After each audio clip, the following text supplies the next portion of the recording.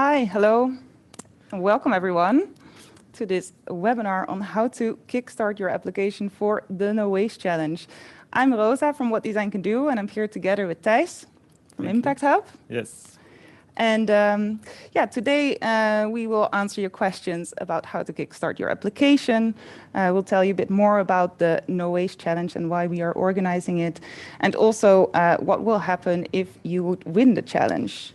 Yes, and Rosa, don't forget, we are also joined by the rest of our team here. So in Zoom, we have Damini, who will be there to answer any questions you have. Good to note, you can ask her, but also us questions via the Q&A function. Please make sure you use the Q&A function and not the chat.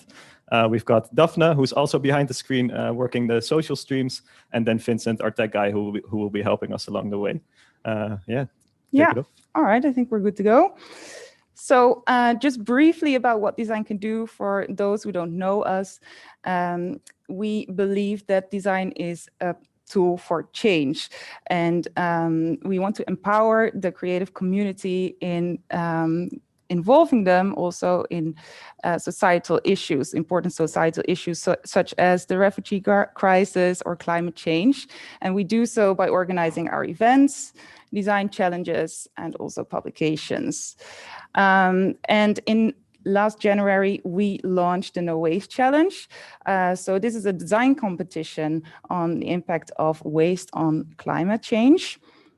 And I think we all know that our planet is currently drowning in waste. Our wasteful economies are destroying the planet.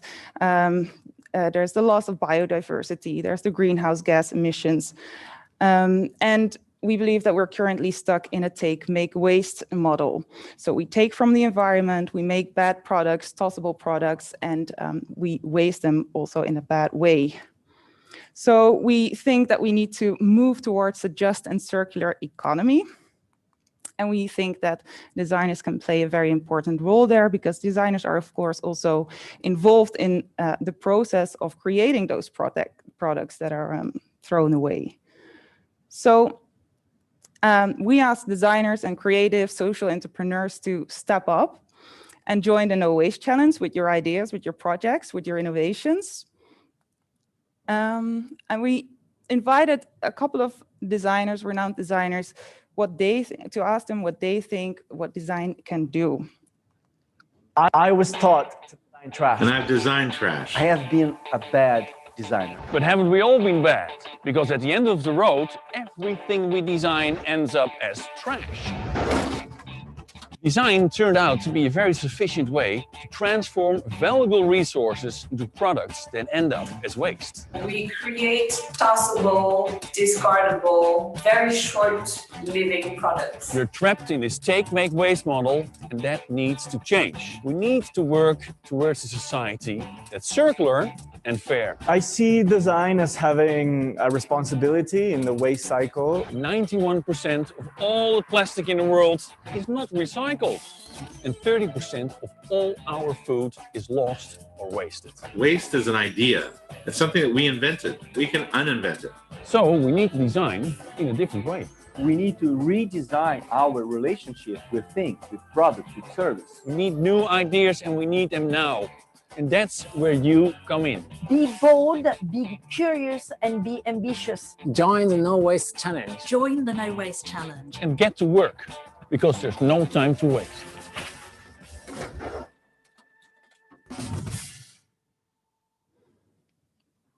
All right.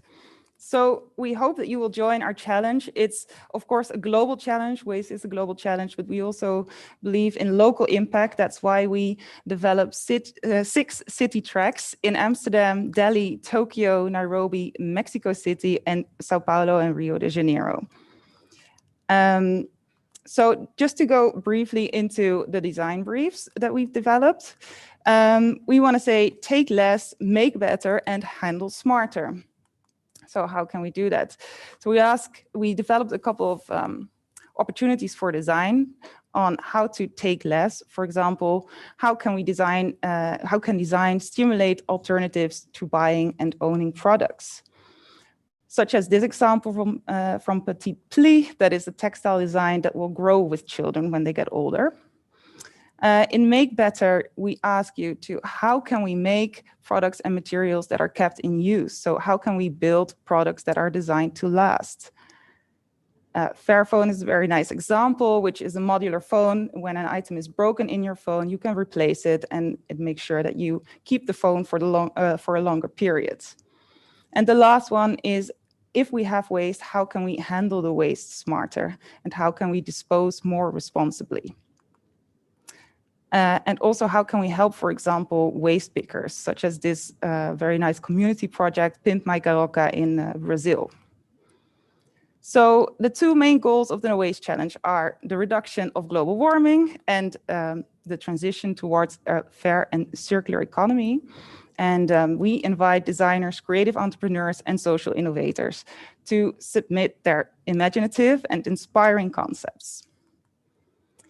So just to briefly go into the timeline, we're currently, of course, in the open call phase. The deadline for the open call is the 20th of April. And from April to July, we will select the winners, both for the global tracks as the city tracks. And in September, we will start with the acceleration program or the development program. When you submit a project, we'll ask you to answer a couple of questions. First one is, in what category will your project be submitted? So is it communication design, product design, spatial design, or service and system design? We'll ask you about the state of the development of your project. So is it in an idea stage, a testing stage, or are you ready to evolve your project? And we have 4 selection criteria that the jury will look at. So the first one is of course, impact. The second, creativity and design. The third one, feasibility. And the fourth, scalability. And the award package will be 10,000 euros in funding, a development program that we co-created with Impact Hub, and of course, publicity through all What Design Can Do platforms and communication channels. So let's talk a bit more about the development program. Awesome. Thijs. Yeah, thanks so much, Rosa. So yeah, I'm here on behalf of Impact Hub Amsterdam, and we partnered together with What Design Can Do on this challenge to both support them in, of course, the open call phase, but also really to execute together with them a custom developed program for the winners. And a little bit of backstory about us, so you have an idea of where it's coming from. So we are part of Impact Hub, the world's largest network of impact entrepreneurs, where we try to harvest local impact communities around the world. Currently, we are located in over 100 plus locations globally, and we share this global network, but all make our own local impact. So the local network of Impact Hub Amsterdam, our purpose is, of course, as all the other impact hubs, to accelerate to the new economy. We do this both within the Netherlands as well as through global projects such as this No Waste Challenge. And we, to facilitate this transition, we build ecosystems for these pioneers and help them develop their entrepreneurial initiatives for a better world. And along with that, we also aim to drive the change within SMEs, corporates, and foundations by having them collaborate and work with these innovative startups for sustainable innovation. We focus within this on building several ecosystems on topics that we believe are key to work on, which is circularity, inclusion, food, and fashion. But of course, we also work with any other social or impact entrepreneur that is trying to improve our systems. A little bit of a track record so you get an idea of where we're coming from. We've established Impact Hub Amsterdam in 2008, and since then have helped more than 1,000 entrepreneurs to start, grow, or scale their impact business. Since then, we've also supported numerous corporates and other organizations in achieving their goals. Actually, really proud of that we have back then developed the first impact accelerator in the Netherlands with now over 10 years of experience. And as I mentioned, we build strong ecosystems on our key topics together with essential partners that are also involved. So with that background out of the way, what are we going to do inside of the program? So the program timeline will be running for a year, starting in September 2021 and going until September 2022. And as with any program, it's always nice to get a bit of a kickoff, In September, we will get to know each other, get to know the group, the trainer, the program, but also use a bootcamp week during this month to really meet and greet each other and define what you will be working on in the program and what is necessary for you to get out of it. Hopefully, we will be able to do this bootcamp live, actually, and bringing everyone together to Amsterdam, but it will also all depend, of course, on what the world will look like then and what will be possible. But know that this is definitely within our scope. After the introduction, it's time to dig in and dig in deep. So in the first phase of the development program, we will go into a 3-month program, which you've basically already started then in September and will run until December to really fine-tune your business model, entrepreneurial skills, and your network. And this will happen through a series of both online modules as well as online training days together with an experienced entrepreneurial coach. A personal mentor that will also be assigned to you via either our network or What Design Can Do's network. Of course, the peer-to-peer learning from everyone in the group who will be sharing their experience going through this development program. So after these 3 intense months, we transition to phase 2 of the program, which will go from January in the new year until March. And the focus here will be really to execute the things you've been working on in the 3 months before. So we will be working on finding prototyping or piloting partners, expanding your network, potentially also finding sales opportunities or funding opportunities. And we will do this through monthly check-ins where we will actively support you in finding these partners, getting a one-on-one session also with the lead trainer, and getting an extra pitch training for a potential pitch to What Design Can Do partners. And lastly, wrapping up the program, because we don't really want to leave you hanging at this stage, we will do followed up continued support for another 6 months, where you will be continued part of the Impact Hub through a membership, which gives you access to our masterclasses, workshops, pro bono support, and other exposure inside our channels or the channels of What Design Can Do. So a full package to dive into and to help you grow your impact design initiative into a proper scalable business. That's it, pretty much for my bit on the program. Of course, if you have any questions, either feel free to put them in the Q&A, or also you can reach out to me personally. We can share contact details afterwards, and I'm happy to tell you more or give more details about that.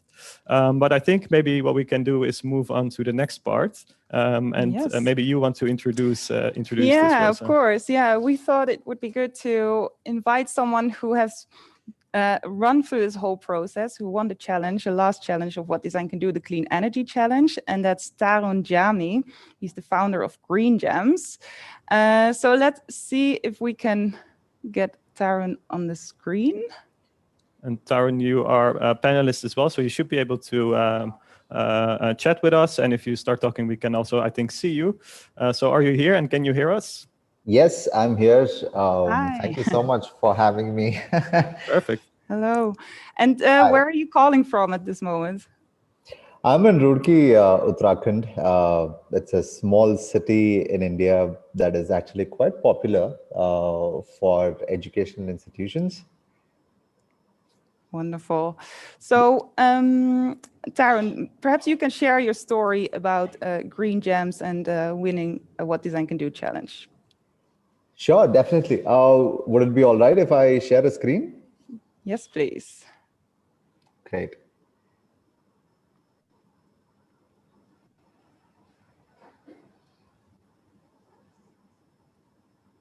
Let us know if it's working, Tarun. Otherwise, we can also jump in. But yeah, as soon as we see the slides pop up, feel free to take it away. Yes, please. Just a moment. I'm trying to figure out why I'm not able to see the screen. Yes, I have it now. Perfect.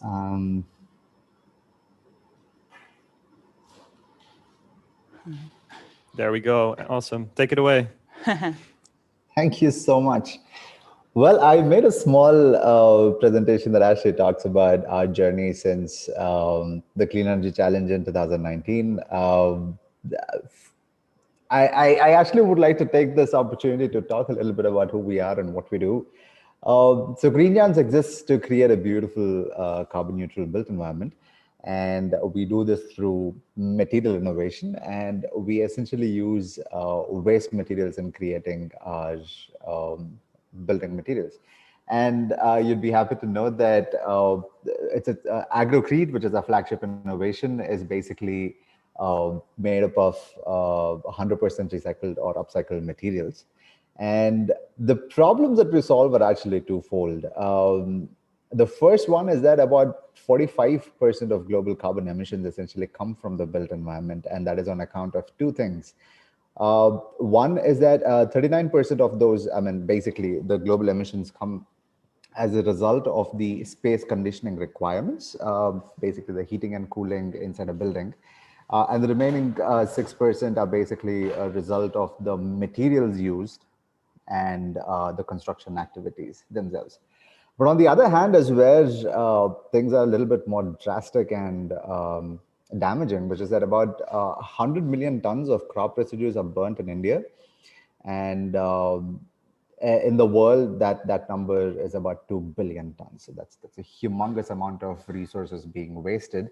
And to tackle that solution is why we created our flagship product, which is called Agrocrete. And the best part about Agrocrete is that it is carbon negative and it's made of completely upcycled materials. We use crop residues and industrial byproducts, making it like I said, making it 100% upcycled.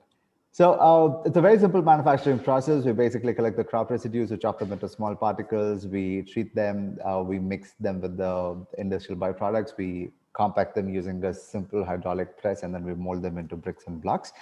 And 7 days later, it is ready to be used. And it's also patent pending. We've spent a lot of time trying to develop the product. And I'm happy to report that we already have used this in buildings as of today. Essentially, the value proposition is that it's cheaper to build, about 30% cheaper, and because of the improved thermal efficiency, thermal insulation, we reduce the heating and cooling requirements by 25% just by switching out your regular brick with Agrocrete. And the market opportunity is also pretty significant, right? When you look at the Delhi NCR region, we're talking about 32.2 million euros worth of bricks and blocks are needed annually for buildings that are rated as green buildings.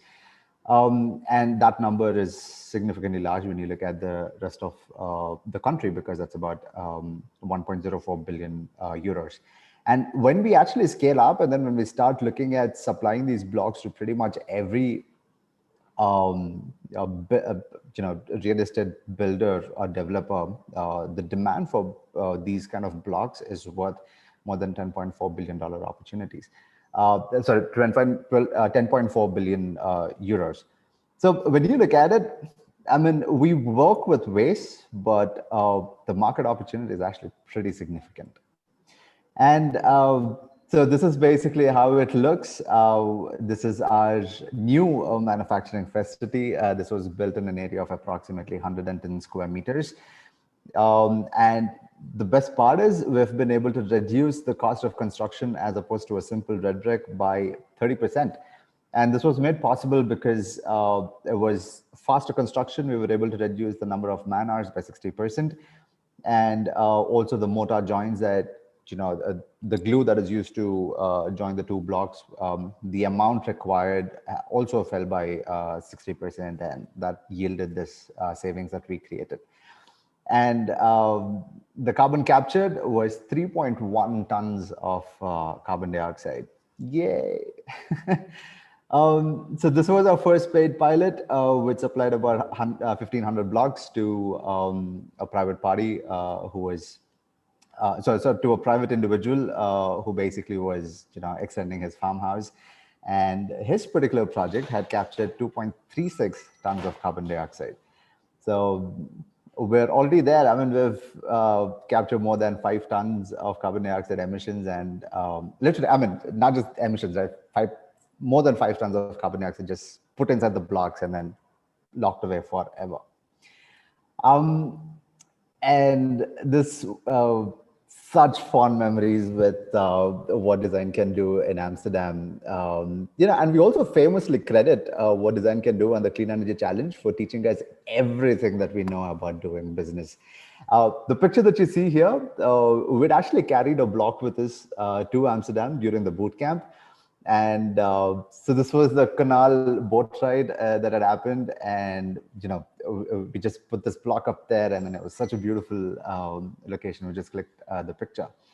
But what really got us this far, and because of the program, is that it started off with these immersive virtual training through webinars from learned and experts within the fields of social enterprises and impact-led businesses.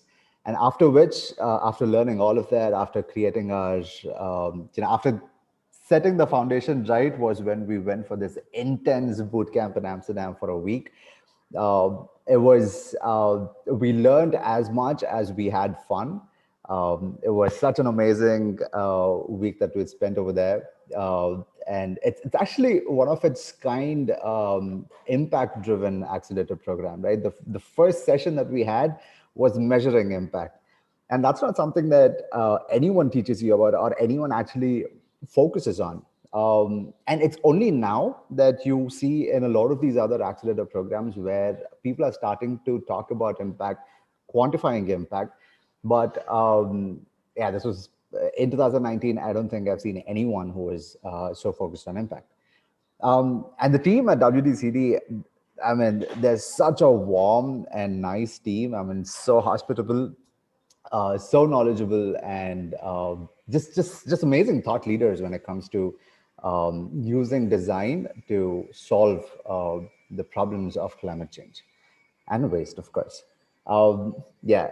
To top it all, we had an amazing stay in the lovely city of Amsterdam. So after we, emerged as the winners from Delhi for the Clean Energy Challenge, we'd also been named on the Forbes 30 Under 30. And because of everything that we learned, we'd also gone on to win a few more awards and get on the news for all the right reasons. Thanks a ton, guys. Amazing. Thank you, Town. And it's really wonderful also to see what happened in the 2 years that followed up this whole acceleration program. And I was wondering, because you told a little bit about the boot camp, can you maybe say a bit more about what did you do during the boot camp? Like, what was your what did your day look like? We would begin at 9 o'clock in the morning, and we would have these sessions with these trainers up until 5 p.m. I think. And it was just such immersive learning. We pretty much, literally, as I'd mentioned, learned everything that had to do with doing business and actually. So one of the things that actually stood out in this entire accelerator program was a social business model canvas, right? It's not something that that you learn everywhere, and it's such an amazing tool that we still continue to use to assess business opportunities. And then it's a document that we keep updating on a regular basis to track our progress and see where we are. Yes, thank you. Awesome. Yeah. Thijs, do you have questions? Yeah, for sure. Hi, Tarun. Nice to meet you. I really loved your story. I also loved the picture from the skyline of Amsterdam, which is different than the most skylines you see, but still pretty nonetheless, of course. Hey, I had maybe a bit more, from coming from this entrepreneurial background, of course, from us question. What was your biggest challenge in having to combine this waste, design, innovative element into also an entrepreneurial business, and how did you experience that? We basically saw this as an opportunity and not as so the first thing that you do when it comes to dealing with waste is you stop looking at it as waste and you start looking at it as materials that you could use to make products. And you also start thinking about how, and once you start doing this, your entire process turns into something where you do not see anything as waste. Right. anything that goes downstream automatically becomes something that you could use to, make something else that is useful. Yeah. Nice. I also love the fact that you really remembered starting with impact and building it into the business model canvas and straight away. That's I think that's a nice thing to share. And another question. Sorry, I don't know if you have more as well, Rosa, but well, maybe it's also good to mention that if people have questions for Taron, you can also drop them in the chat or on Facebook. Yeah, for sure. Good addition. Yeah. My question was. What is your biggest success? Of course, you shared some already in the presentation this year, and then what are you hoping to achieve in the coming months or maybe the next year? Oh yeah, so we're actually raising a seed round, a seed round of investment, and we're looking at setting up a larger manufacturing facility. What we have right now is we've achieved a manufacturing capability of about 500 blocks per day. We want to expand it to 3,000 blocks per day manufacturing capacity, and by the end of the year, next year, essentially, before March 2022, we want to be selling approximately 1 million blocks. Great, nice. Yeah, thanks for sharing that perspective. Doing that. Sorry? I said we're on track to achieving it. Yeah, of course. Yeah, I think that's a nice goal to have and a good roadmap to keep building upon. So yeah, let's see if we have any questions also from the crowd. Just looking at Vincent, if things have been popping up in chat or Q&A. And otherwise, Rosa, I don't know if you have a question for Taron as well still. This is one question coming in, but it's a bit more general. We'll keep that for the Q&A in a bit. Maybe one more question for Taron is, how did you use the prize money, if I may ask? Oh, wow. The prize money actually gave us a 12-month runway, right? So we used the money to set up the manufacturing facility. I mean, we also were pretty frugal with the way that we spent it. So we made sure that we got the machines that we needed to produce these blocks. And it was with the money that we had gotten, where the blocks that were already produced and then, were used in the buildings that we built. Yeah. Nice. Yeah. All right. Well, thank you so much, Taron. And maybe you can stick around for a bit, that if there are questions for you that we can ask you. Sure. So yeah, let's have a look at the Q&A. Are there questions already coming in? I saw one question regarding prize money. There's another question coming in now. So let's see how we start tackling this. Tips and tricks for the No Waste Challenge participants. How do you win? What design can do challenge? That's great. I think we can give some insights, but maybe Taron, afterwards you want to join in as well, just about what you've learned from applying. But I think what I would say is the main part is really look into the judging criteria and get a good feeling of what you need to write there. Of course, the 4 criteria were impact, creativity and design, feasibility, and scalability. And these also relate back to, of course, a bit of the story you heard from Taron as well, right? How do these elements incorporate into something that can make a lasting impact into the future? So really try to build a clear story that we can follow and understand. I think that's, from my perspective at least, looking at it, one I definitely want to take with you. Yeah, and I think you touch upon a very important part also. It's a design challenge, and I think the storytelling is quite important, and also your visual storytelling. So how should we imagine your project to be? So yeah. And Taron, do you have any experience you want to share from your application for the Clean Energy Challenge? Oh yeah, the feedback that I got from the jury was that the one thing that they liked about our application was that we were pretty clear in what we were communicating. Mm-hmm. I mean, unfortunately, we actually did not have a great visual story to convey at the time of the application. We built it much later, but then I guess we were able to be clear and concise with our words. All right. Perfect. Yeah, I mean, there's always multiple criteria that we're looking at, so I don't think there's a one-fit-all solution here as well, of course. And if you would like to also know more about this, I think we also wanted to share it after this Q&A, but maybe good to bring it up now. We will be hosting 2 webinars later. The dates will show up after this Q&A, where we will really go a bit more in depth into how to make the best application for your submission. So let's see, what else do we have? There's another question for Taryn. Have these blocks been technically approved for use in the EU? And do you already have a portfolio of projects? Well, unfortunately, these blogs are certified only for use in India. We haven't gone international yet. We're looking to do it, but I think we would be able to do it once we have the funding. And yes, we have a portfolio of projects in India, of course, but not anywhere else. Thank you for the question, though.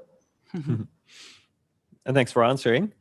The next question from Taylor will be, what is the best way to submit the application for the ID stage? A pitch deck or another means? Good question as well. There's a couple of ways to go about it. And I think the application form in general will be pretty self-explanatory in that way. But of course, we're happy to share some more insights in that. So, and also please feel where I'm missing out on things. But in the application form, one of the things you can do is you have room to upload imagery, indeed also a pitch video, and any other supplementary material alongside the main questions that we ask. So there's a couple of guiding questions in there and a couple of areas that leave more space for you to bring in visual material or other things as well. Do you want to add anything to that, Rosa? No, I think you covered it. And again, explaining your project in a very clear way and what your plans are, even though maybe you're not that far yet, that you've maybe created a prototype or something, just explaining very clearly what you plan to do. Is and maybe to add as well, be transparent and make it clear for us at what stage you're entering and what you do have and what you don't have, because that also helps us better evaluate the ways the No Waste Challenge can contribute to your development. Let's see. How small can a group be? Do we already need to be set up as a company? Good question. Do you want to answer? Yeah. In general, we would say at least 2 people as a team. So so that's maybe the minimum. And do we already need to be set up as a company? Not necessarily. So maybe when we go into the stage of nominations and you being a winner, we should talk about it. But for entering the competition, you don't need to be a company already. Yeah. And I think that's also what we indicated. There's room for ID to testing to evolve stage initiatives. And some will be maybe a little bit further in developing the design and the prototype, but not yet in building the company around it. So these are also, of course, things that you work on in the program. And otherwise, it can be maybe a little bit vice versa. But in terms of a sort of very practical answer, indeed, also in terms of the funding and the prize money, to be able to transfer it, we would need to be able to transfer it to a company account. So that's something also to keep in mind. That's a sort of a very practical implementation of that. Another question. Can I submit a project that I have already been working on? Yes, absolutely. That's why we have the 3 different stages. So if you're already doing something and you maybe already have a company or you already have been doing the work for quite some time, we're very open to also receive your project. And what we will do also is once we select the winners together, we'll look at the stage of their development and see how we can help them. So we'll do kind of tailor-made assistance for them, right? Yeah, for sure. I think definitely there's the only thing is that you do submit one project and not multiple, because we can't help you on everything at the same time. So try to find out if you're working on multiple projects that you pick the one you really want to scale and transform into basically a startup and a running business.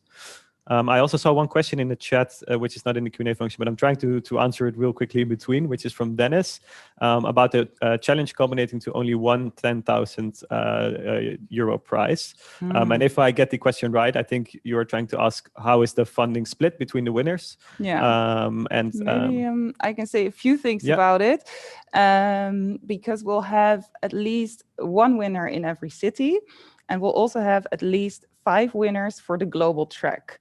And we're still looking to confirm these numbers, so we'll announce that soon on our social media. So if you want to know, just keep an eye on our social media. Yeah, and I think it's also, of course, dependent on the type of applications coming in and where we see potential. So that can also be a deciding factor of how many people participate in the end. Just to clarify, every winner wins the same package, so it's not a prize money that's being split over all the winners. So let's see. Are evolving IP sensitive prototypes recommended to not participate? In other terms, the ones that are easy to copy. Okay, if I get the question right, maybe it's also about about IP, and if your project is sensitive and you're a bit afraid of if it will be copied, it's important to know that you can submit your project privately. So you don't need to publish it on our website and on our submission platform. You can also decide to keep it privately, and then we will still, of course, share it with our selection team, but you don't have to publish it. And also the IP always stays with you. So there's no, how do you say this? I mean, maybe you have more experience with this as well, with the several challenges that you did. Yeah, of course. So, I mean, in terms of the application, of course, as always indicated, this can remain anonymous and is only used for judging purposes, and of course will then not be shared publicly in any way whatsoever. Once you are in the program, our objective as Impact Hub is really to help you evolve these prototypes and build a business around it. So our intentions are really to help you take this to the next level. In the program, we can also work with you on how to protect your IP and how to build contracts around it if you will build potential piloting or partnerships or prototyping efforts in the later phase of the program. We are here to help you grow and scale your idea. So I think another question coming about the difference between global and city tracks, I think this is good maybe to shed some more light on, indeed. Yeah, so the challenge is basically open for anyone who wants to join from all over the world. But we've been active in several cities, and we have found partners also in these cities that are that we collaborated with to really develop local research, a local a challenge track with local opportunities for design. So if you are living in one of these cities or in the country, I would advise you to apply for the city track, and if not, you can of course apply for the global challenge. Yeah, and to add, it also depends a little bit on what is your the impact you're making now, and how does that match maybe one of the global or city briefs. So if you're working at this moment on a smaller scale level inside of the city, it would make sense to really apply to the city track. But if you're already spread out more globally and you're making impact in multiple places, you can still opt for a city track if that's your main key focus. But then, of course, maybe the global track would start making more sense in that regard. So. Yeah, and of course, you're also allowed that if you're living in Amsterdam and you want to apply for Tokyo, you can do that. But just know that at some point we will ask you what your relationship is with the city, if you already have partners there or have been working there. So we do want to make sure that the project is also locally embedded. Yeah, very good. What is your general / simple definition of a successful business model? Good, excellent question. Of course, we look at multiple things here. Again, coming a little bit back to the judging criteria. So a business model, especially an impact business model, should have at least two things. On the one hand, you're making an impact, and on the other hand, you're aiming to make a revenue around it. So you're trying to be self-sustainable, and you're trying to build a self-lasting business around it. And the other things that can define this is how feasible is it? Is it really manageable to be put into a business, or is it outside of the scope of that? How easy would it be to get it off the ground, or are you already running it and have you shown that it's a working model? And how scalable is it? So can we easily at some point bring this over into other regions, other countries, other cities, or if you're in a more local context, to a wider network around you? And does that help increase the impact as well as the revenue around it? So I hope that helped answer it. Otherwise, let us know. We've got also a question coming in from Yassine on Facebook. What if the business has two parts, one that has already started and one that is in an early stage? That's a good question. Assuming you have a business and you're working on two products or services at the same time, I think unless you have a clear answer, maybe also in these types of cases, it can help to just reach out to us personally, and we can also align with you to see what's best there. But I don't know if you have any additions for Yassine as well.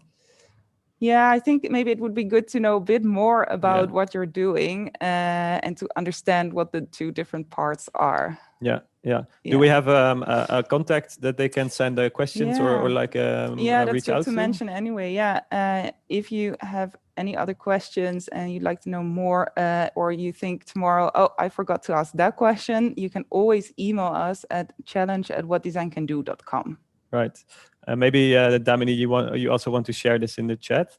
And if you want to reach out to me specifically to learn more also about the program side of things, you can also reach out to thijs.hogenstrijd@impacthub.net. And this is a very Dutch name and email address. So Damini, please share it also with the rest of the crowd. Let's see. Vincent, could you please bring up the Q&A box for us? Thank you. Is the incubator phase a full-time commitment? We would all need to earn money whilst working on this. Would that be feasible? Excellent question. Yeah, for sure. So of course there's a commitment involved in doing this, right? But it's good to know that it's definitely not a full-time program. So there will be room to work on things on the side. The structure is it's spread out over 3 months with various events such as 3 training days, additional workshops or masterclasses, sessions with the trainer, sessions with the group. And so it's good to know that during these sessions, of course, will cost some time, and you will have to prepare and work on your business in the meantime. So I would say look at it as a part-time program, maybe taking up half of the time of your week. But also the more time you can put in, of course, the more you will get out of it. So we are looking for the people that are that want to use this challenge and want to use this program to really commit to it and take it to the next level. But yeah, we also understand, of course, especially in an early stage, there's still a human side to it as well that you need to accommodate for. Yeah, I think the boot camp is definitely a full-time. Yeah. But that's just 1 week. Yeah. And then I was also thinking maybe you can tell a bit more about the online environment for the program. Yeah, for sure. So yeah, thanks for sure. So we've developed a custom online learning track, which basically is a supplement to the group sessions that you will have. You will go through various modules that will come online each week, where you can work on all the parts of your business model as we have designed it. So starting from looking at your client to building all the other elements in your business model, as well as, for example, the impact that Tarun talked about as well. So that's the modules that you will be working on, and many of the content will then be in preparation for these group sessions that you will have with the trainer and the rest of the group. So you can really dive into the things you've been thinking about and get feedback and discuss with the trainer and with the group if you are making the right choices. Yeah, that's a bit more detail, I guess. And like I said, feel free to reach out if you want maybe a detailed planning or want more information on that as well. Yeah, here's a question. Can I submit an idea in another language than English? So yeah, you can. Well, what we ask is that every project has an English title and an English description. And for Tokyo, Sao Paulo, and Mexico, you are allowed to also answer the questions in your own language. So in Japanese, Portuguese, and Spanish. But we unfortunately cannot accept other languages, it's a bit beyond our capacity. Yeah, and good to know if you're watching and you suddenly realized, oh, I've did my entire application in not one of these languages. We will reach out to you and ask you to translate it for us. So don't worry too much. Can we donate our facilities to this or future challenges? I'm not sure if I'm reading this correctly or understanding it right. Maybe if you don't get it as well as this person could reframe. Yeah, or you can perhaps email your question and elaborate a little bit further. Yeah. Let's see. Another question from Yassine. Good. Thanks that you're involved, Yassine. Is there any content about the challenge in French? I'm afraid not. No, unfortunately. Are you open to work with an Impact Hub from a French-speaking country so they can organize sessions in French? No, sorry, we will do the entire program in English as well. Yeah, because we have entrepreneurs or designers coming in from all over the globe for this program. So we will run it completely in English. But of course, we can still, if it's also important for developing your idea or your business, we can, of course, see if we can connect you at some point with a French partner as well.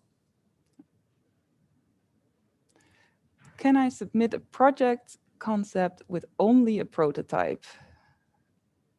Is the next question. Yes, absolutely. Yeah. I think if you already have a prototype, yeah, quite great. far in the process of developing your project. Yeah, of course. And like we said, really take us on the journey of where you are currently, in which phase. But no, you would probably fall within the either idea or testing. Of course, it's a little bit of we need a bit more background of where you are, but definitely you match one of the sort of stage criteria. Yeah, so don't worry about that. So it seems that all the questions are pretty much answered. Just giving a quick look to the team as well. If the socials are cleaned up, big thumbs up from that side. So I think thanks for all these questions. Really valuable to share some more insights on that. And Rosa, I don't know if you want to wrap up. Yeah, let's wrap up. We, of course, hope that you will apply to the challenge. If you have any further questions, you can send an email to challenge@whatdesigncando.com. And we will be here next week as well, next Wednesday, and also the weeks following about how to stand out with your application. So please check the challenge platform for these dates and times. And yeah, well, thank you so much for joining us. Yeah, thank you, Tarun, as well, for being here and sharing your story. Yeah. And thanks for all the participants that have watched and asked us many questions. Yeah. Either see you in one of the next webinars. Feel free to reach out to us via email, or looking forward to seeing your applications come in. Absolutely. Thank you. Thank you so much for hosting me, and I'm always happy to give back whenever I have the opportunity. Thanks, Thank Tarun. you for being here. Thank you. All right. All right. Have a good day. Bye, everyone.